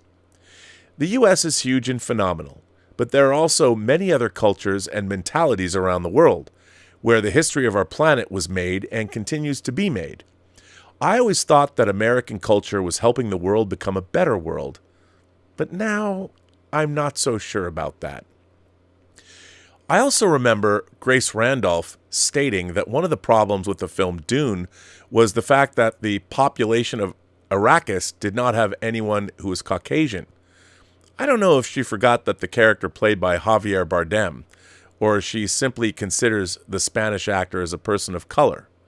Rob, to finish, I would like to take the opportunity to ask, in case you know, how the more than 1.4 million Portuguese people that live in the U.S. are classified, and if these DEI rules could help Portuguese actors such as Joaquim de Almeida, it's Almeida, I think, Joaquim de Almeida or I can't pronounce these names, Danelia Melchior. You know what? I've murdered these names, but by the way, Joaquim de Almeida is one of the greatest actors of our time, just so you know. And he was in Clear and Present Danger. He was in Fast Five. He was Jason Momoa's dad. I love that guy. He's great in any movie he is in. The machine is still on. I love him. Well, look, the problems with Dune was the fact that the population of Arrakis did not have anyone who was Caucasian. Well, let me just explain something to people that don't know. The reason that people look differently on the planet Earth has a lot to do with their environment. And if you're living on a planet where it doesn't rain and has no cloud cover and it's an entire desert world, let me tell you, there's not going to be a lot of Caucasian people left on that planet in a couple of 100 years. That's going to be, you're going to breed that right out of them. And that is the natural evolution of the human. Grace probably didn't think about that too much. Also, the people that think Paul Atreides is a white savior. Boy, can I not wait to hear what you have to say after you see the third film, Dune Messiah. Here's what I find. First of all, it's great to hear from you. It's always great, Mario. And by the way, say hi to your mom for me. It's always great to hear from you. And I think you make an incredible point that is not understood. See, in the United States, in the way I see it, our version of racism is very American-centric. We have very little understanding in our ideas of DEI about the rest of the world. We only think of it the way we think of it. Like, we have thinkers like Ibram Kendi, who he's the guy that says, it talks a lot about critical race theory, how all of us are born racist. But that's only from an American perspective because he's black. So if you're a firebrand like Ibram Kendi, your vision of white Americans as racist is based only in the United States. If you read some of his writings, he's not really talking about the rest of the world. He's talking specifically about the United States. And your point about Latin America and speaking Latin is a great point to make. But, you know, when we're talking about that, we're talking about what happened to the indigenous people when the Latin-speaking Spanish, showed up, and what the conquistadors did to the indigenous populations that were already there. So when we're talking about Latinos in America, we're not talking about Europeans. We're talking about the people that are from actually Latin America. And it's which are basically derivations of the original people. I know there's a lot of a lot of mating that went on down there with the people that came in. But it's very much an American perspective, which drives me up the wall when talking about representation in America, because it is so American centric. It's like fingers on a chalkboard. It's like, buy a fucking passport, man. Travel around the world and go see just how racist the rest of the planet is. We're a bastion of tolerance in this country. Believe it or not, a bastion of racial tolerance, a bastion of religious tolerance compared to the rest of the fucking world. I'll tell you something. We're about the least racist country on earth.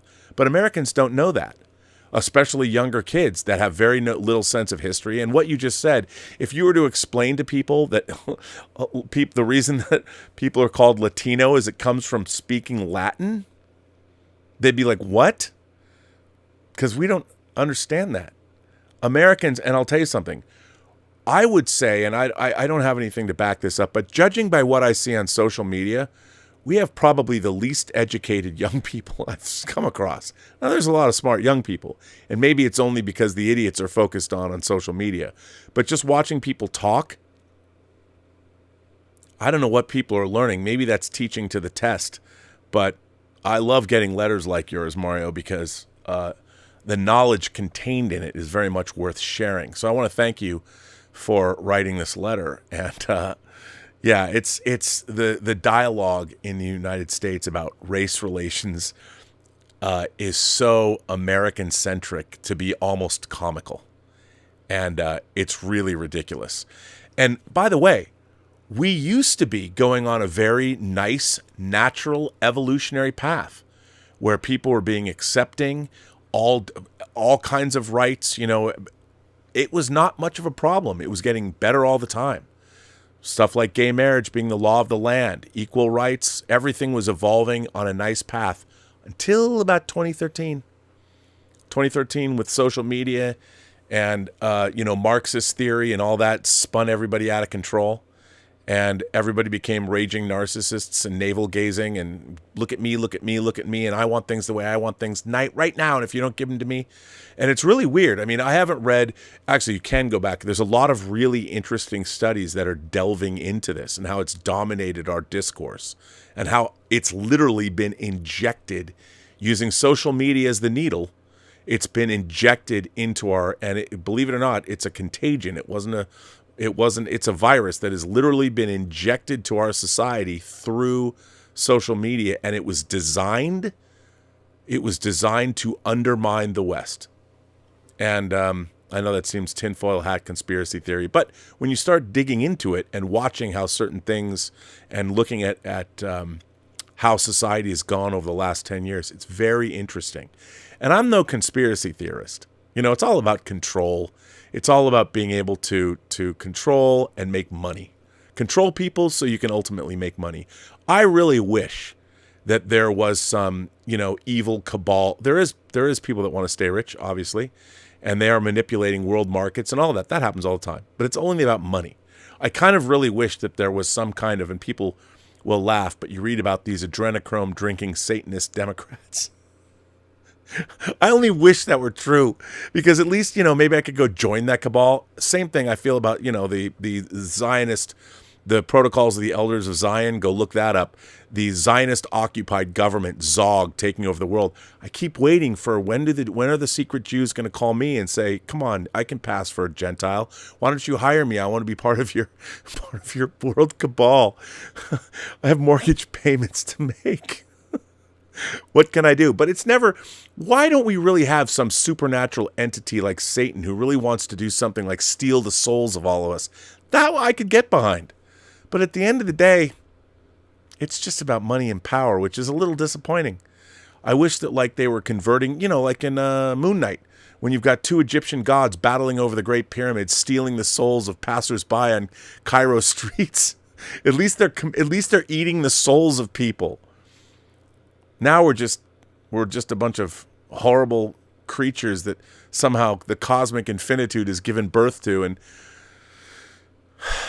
we're not aspiring to much, which is kind of a bummer. So, what are you going to do? I mean this all in jest, of course. I just want everybody to be clear on that. Rob Burnett believes in Satan-worshipping, adrenochrome drinking elites running the planet Earth. Yes, I mean, I do believe that, but unfortunately, they're all kind of douchebaggery, and it's all douchebaggery, and it's not benefiting us. We're polluting the planet, and we're not going anywhere. Let's go to the stars. Let's extend human life. I want to live to be 500 years old. Why not? I'm going to die in 20 years. I don't want to do that. Maybe sooner. Can't somebody give me immortality? Aren't there vampires out there? I'll take the bite. Even if I can be David Bowie and hang out with Catherine Deneuve for 300 years and learn to play the violin, I'd do that. Anyway, what am I saying? I'm going off track here. This one comes to us from this next one. I think this will be the last one. Speaking of dying soon, this comes from a performing artist. Here's a change of pace, kids. Lifestyle diet. Hello. I have lots of entertainment related commentary to challenge you with, commenting on and answering in the future. But that's not the subject of this first email message I have ever sent to you. Nor do I want you, Rob, to answer this particular message on any of your shows due to its personal content. Okay. You know what? Since you've said that, I'm not going to continue. Because if people tell me that they don't want me to read their stuff on the show, my policy is not to read it. And he said that. And it isn't really, it's not an objectionable personal thing, but he didn't want me to read it. So I'm okay. I'll respect that. Here's a letter from our friend Undead Sick, who took me to task the other day. Schools and Teachers, Part 2. Hello, Rob. First of all, I would like to thank you for reading my much more personal letter on the show. And I want you to know I always appreciate your point of view, and I have respect for you and what you do for our community. That said, there are still some things I disagree with that I want to address. First of all, you use the metric, the only way to stop bullying is if you stand up against it. But I feel like that is too much of a simplistic answer, because again, not everyone has the resilience and the strength to do that themselves. And to your point of, it's not a teacher's job, I want to throw back a question to you. Okay, but whose job is it then? Because guess what? When you're in school for 8 hours a day and you're being away from home, the teachers are the only adults in your near proximity. And shouldn't adults protect children? This is the kind of school mentality that extreme introverts like myself, and I get it. They don't want to get involved in stuff like that because, oh no, what if the parents sue us? Then we have a scandal in our school. Huzzah! And going back to Evergreen, the school I went to, the Evergreen State College, and I had brought up the student uprising there in 2017, which showed me it was a very different place than I went to in the 80s. When talking about Evergreen, you use the phrase, they just want revenge. I was speaking about that, meaning a lot of people now that are talking about getting rights and being recognized, a lot of their rhetoric sounds like, as I always say, it sounds like the oppressed want to now be oppressors. They don't just want to be recognized and want equality, they want revenge on the people that not everybody, but there's certainly an element of that. You hear it every day. I'm just saying. And I'm going back to Evergreen. When talking about it, you use the phrase, they just want revenge. And I reject that characterization because it's not that black and white. Certainly it's not. Let me give you an example. About 6 years ago, I was once again confronted by one of my former bullies in a bar. And this guy asks me if we could go somewhere a bit quieter because he wanted to tell me some things. And lo and behold, this person starts to apologize to my face and gets all of this fog of regrets off his chest. And guess what? I couldn't care less. I'll use a phrase from Midnight Mass. You reached through time and you stole. You took 20 years of my life and basically ruined my childhood. And I'm supposed to get on my knees and forgive you for making it so that I wanted to die at the age of 12? That's when I started to have suicidal tendencies. So I told this individual that he better leave the bar quickly because otherwise I would break his jaw. Going back to Evergreen, people do very bizarre things when they haven't been seen or heard for a very long period of time. in their case 100, and they make strange jumps when you back them into a corner. So this same applies for them as it did for me. This is not about revenge. That's just a distraction from the issue. It doesn't work like that. This is about justice, plain and simple. At the end of the day, that is the issue, and I think it's applicable. Greetings from Holland, undead sick. So wait a minute. You object to me saying that it's not about revenge, and yet you told somebody that took you aside to apologize that you were going to break his jaw? See, here's the thing. I think what you're saying, I understand it. You do not forgive in terms of the way that you were treated because of how awfully you were treated and how awful it made you feel. But if we're not willing to forgive, if we're not willing to, I mean, most of the religions of the world, certainly Judeo-Christian religions, and a lot of the, even I'm not as well versed in the Quran, but a lot of religions would tell you that that is the time when you should forgive. Now, I understand people don't, and people harbor that kind of resentment. So let me ask you, let me put this on you. Let's say there was 10 of you, or 20 of you, or 30 of you, and you all felt the same way, and you were sitting in that bar, and that guy that walked in, all 30 of you were in that bar, and there was one of him, and he said to you, "I'm sorry. You know, let me take you aside, and let me talk to the 30 of you." And would all 30 of you say, "Leave now, or I might break your jaw"? Or would all 30 of you, being empowered that you were a mob of like-minded people, descend on that guy and take up all that pent-up frustration? What would you do to him? And I see that everywhere. That's mob justice, and that's where we're at in our society. Now, I was beat up a lot as a kid.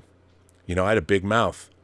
And I understand, I'm not saying that every kid has the wherewithal to fight back. But the thing is,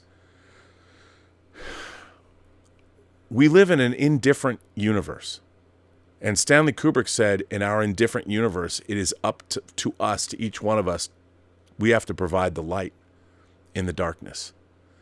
And I think that you might not want to forgive.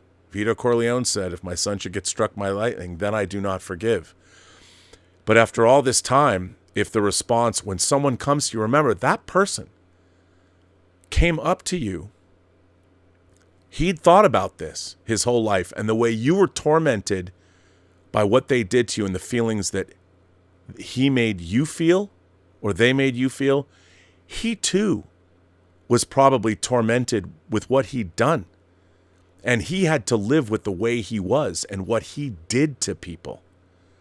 And when he saw you, he took the opportunity to apologize. So I think as horrible as what happened to you was, maybe he went through a situation where he realized how horrible he was. And he's been walking around feeling tremendous guilt that's affected his life in different ways, but has affected his life too. And he reached out at least and apologized to you. He recognized you didn't have to tell him. Of course, I don't know if that's when you sat down. No, he can't. You say, and this guy asks me if we could go somewhere a bit quieter because he wanted to tell me some things. He saw you. He knew what he did. And he wanted to take you aside and apologize. I mean, that shows somebody has changed. The bully you described when you were 12 years old had grown up and heard some, maybe he heard the word of God, maybe he became a little bit more mature. You know, clearly he felt guilt and wanted to apologize to you. I would say it might not alleviate your childhood and it might not have changed what you had felt back then, but it showed that he changed. And I think that's something, there's something about that we have to remember. We have to remember. Our entire justice system here in the United States is based on that idea. And if we don't accept that from people, if we just like, fuck that guy, let's stomp him to death, let's curb him, you know, let's take him outside and do whatever, where does that put us? I mean, civilization, as hard as it may be, as hard as it was to go through, and I understand you haven't, and I'm not saying that your pain and what you felt was wrong. It wasn't, and you're going to have to live with it your whole life. But, I mean, what do? Do we carry that with us and let it consume us for the limited time that we have left on this planet? He came up to you. He apologized. And now it's not going to change what happened. But it might make the world a little bit better place moving forward. I don't know how, because I'm sure you weren't the only person he bullied. I'm just saying. Again, not alleviating him of responsibility, but I'd like to believe that ultimately we as human beings, there's a lot of psychopaths and evil in this world. There are people that are never going to learn these lessons. But when you find people that have learned these lessons, that's where you make civilization from. Anyway, it's a great letter on Dead Sick, and I really appreciate you sharing such personal information and thoughts with us. That's why I love doing this channel. And you've been around for a long time, and I appreciate your support, and I've always enjoyed what you've written in. And I think it's important for not just me to hear, but for everybody else to hear. And I'd love to hear your thoughts on what he had to say. Or what they had to say, I'm sorry. On that note, I think I'm going to bring this interesting show to a close. I want to thank everybody for generously supporting this chat or the show via super chats and tips. Thank you so much. I want to thank everybody for sharing their opinions. I didn't even get through half the letters, and so there's more. I'll be reading them over the course of the week. So thank you for that. And, I just appreciate the fact that everyone here writes in. And Dan Candy, Hunter Becknell, Thomas Logan says, what Kubrick 4K steelbooks do you own? I own The Shining. I own 2001, multiple copies of 2001 and different. I think Full Metal Jacket. Dr.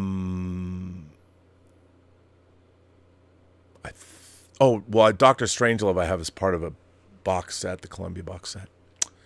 But I think that's it. I think that's all. And Dr. Strangelove is part of the Columbia box set as well. Dr. Strangelove. And do I have a Spartacus? Maybe? I don't know. I think that's it. But on that note, everybody, thanks to all of you, and thanks to the members, and thanks to Tom Jr. Jackson for being a great moderator, and all that stuff. I don't know who else is here. Let me. I don't even know if Tom's here. Tom is here, and Darth Plato, who's also can be a moderator. Have you been denied your moderation banhammer? Anyway, thanks everybody for being here, and this was a fun chat. So I will be back tomorrow. And on that note, remember, every person you meet has a story to tell that you have yet to hear. And all you have to do is listen. And with that, I say to all of you, have a better night.